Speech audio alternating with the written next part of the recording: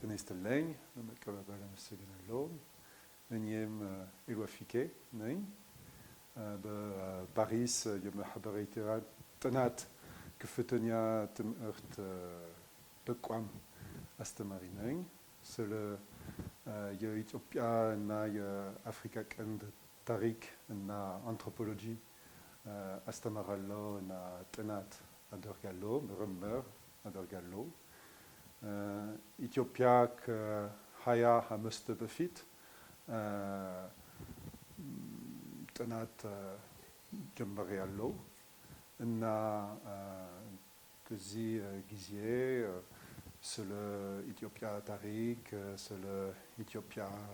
Mahbarawi Tanat, le Yuloyu Murmur, Meketel. Alors, j'ai d'abord ma formation en tant qu'anthropologue et historien a eu lieu en Éthiopie, où j'ai travaillé dans la région du Wollo, à 400 km autour d'Addis Abeba, pour comprendre l'histoire de la formation de cette identité régionale, en combinant plusieurs approches, à la fois d'études politiques, d'études géographiques, pour comprendre la configuration des territoires, des religions, pour comprendre la mixité très particulière à ce territoire entre christianisme et islam, ainsi que les ethnicités Amara, Oromo, Argoba, Tigray, qui se rencontrent dans cette région, et essayer de réunir ces différents facteurs qui sont d'habitude isolés les uns des autres, pour comprendre leurs interactions dans la formation de cette identité régionale et sa participation à la formation de l'espace politique éthiopien contemporain. Sur cette base, j'ai poursuivi différentes enquêtes essayant de concilier une compréhension générale de l'Éthiopie comme État-nation, structuré dans la modernité par son indépendance, par son multilatéralisme dans ses relations internationales, et en même temps comprendre la façon dont, dans cet État, chaque société historique, chaque peuple coexiste, se définit les uns par rapport aux autres, selon des relations qui peuvent être conflictuelles à certaines époques, mais le plus souvent de coexistence pacifique, commerciale. Et voilà, j'essaie d'aborder ces différents aspects de l'histoire et de la société contemporaine éthiopienne à travers plusieurs matériaux qui sont des textes que je recueille dans l'oralité, dans la mémoire de personnes souvent âgées ou plus jeunes, qui sont des transmetteurs de cette mémoire, et donc recueillir ces textes, les retranscrire, les étudier. Et puis des textes écrits, parce que l'Éthiopie est une société, une civilisation de culture écrite, que ce soit de textes écrits en langues éthiopiennes, amhariques, gaèzes, ou bien en langue arabe aussi, car l'Éthiopie est un pays d'expression en langue ou en écriture arabe.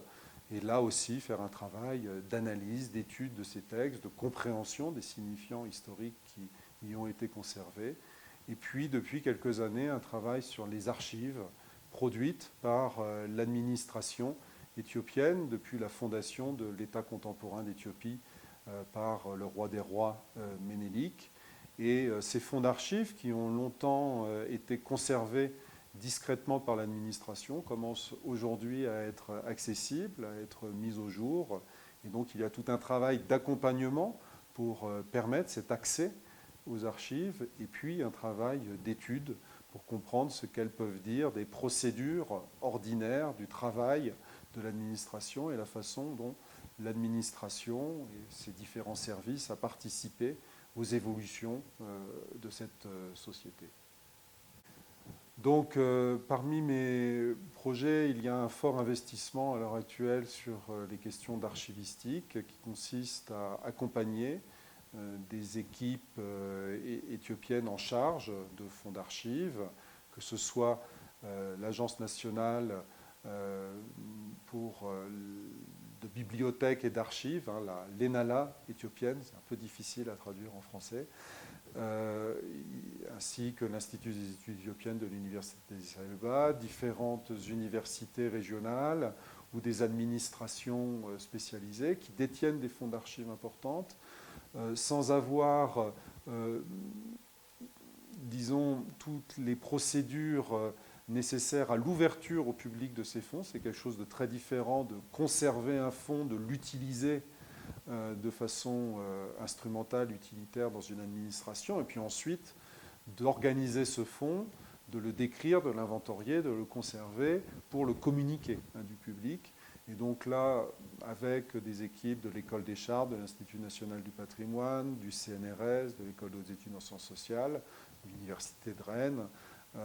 on accompagne ces différentes institutions pour former une sorte de réseau professionnel d'archivistes éthiopiens afin de pouvoir mettre en disponibilité ces documents et puis ensuite permettre à des historiens éthiopiens ou internationaux de pouvoir produire une nouvelle compréhension plus interne de l'histoire éthiopienne, plus pragmatique, où il ne s'agit pas simplement d'étudier les discours des chefs de gouvernement, mais voir concrètement au quotidien comment l'État fonctionne, comment l'État applique des réformes, comment l'État agit dans différents secteurs du développement, de la santé, de la culture, et comment ces différentes actions ont été enregistrées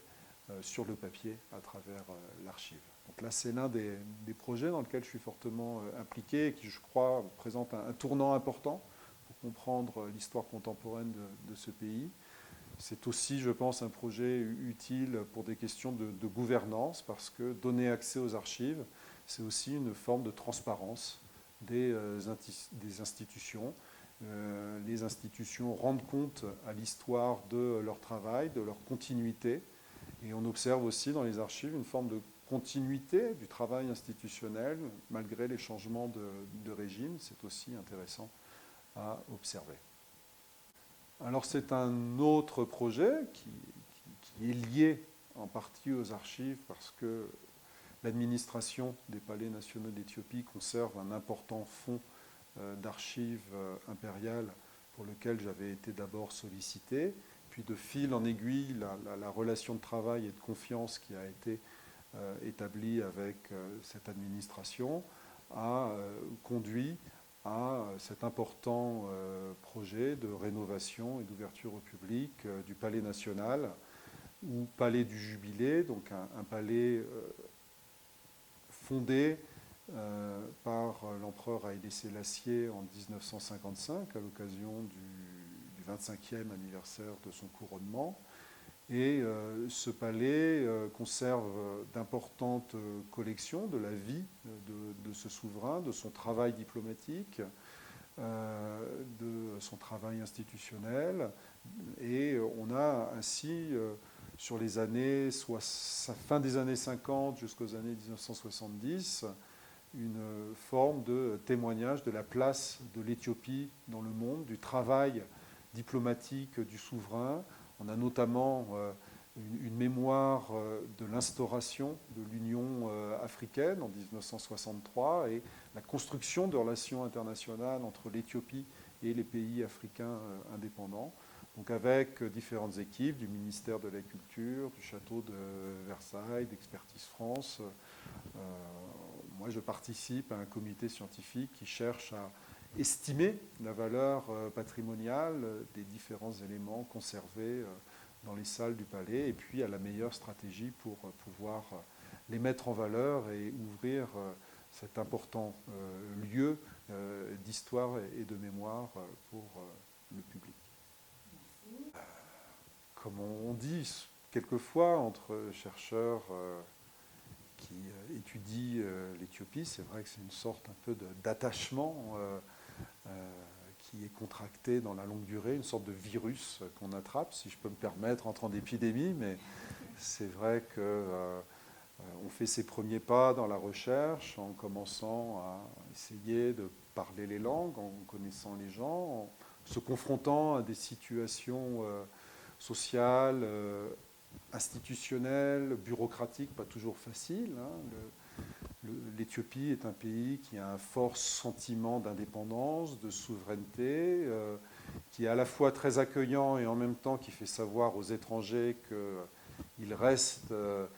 étrangers et qu'ils ne peuvent pas tout se permettre, ce qui est bien normal. Et il y a une sorte de relation, de confiance, un peu de mise à l'épreuve qui se construit et au terme de laquelle on est amené à vouloir revenir, à mieux comprendre l'histoire longue de ce pays, à échanger avec des partenaires éthiopiens qui ont aussi beaucoup à dire, à échanger, à questionner. Et je crois que c'est aussi cette relation de réciprocité, d'échange